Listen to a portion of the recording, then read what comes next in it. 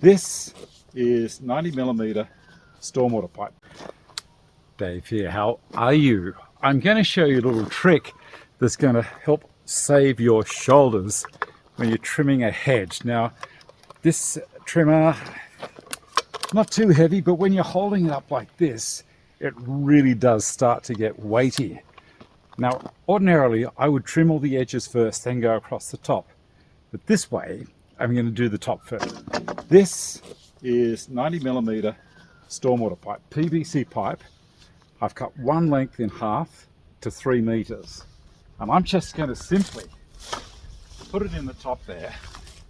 I'm going to go and get the other half, join it on down here a bit further. That has given me a nice straight surface and something for this to glide on.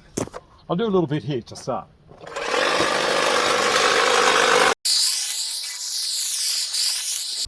Couldn't be easier, could it? I'll do the front.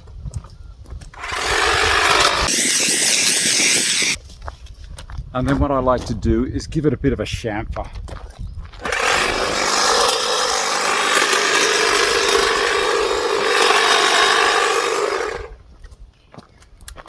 I don't have to show you any more, do I? That's just so easy.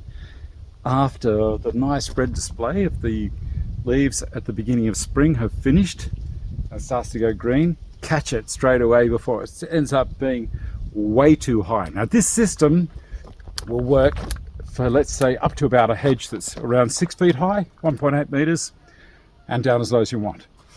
That is taking all the load. All you're doing is steering this. Thanks for watching. Oh, if you like what I'm doing, give me a thumbs up, subscribe to the channel, and let your friends know. See you later.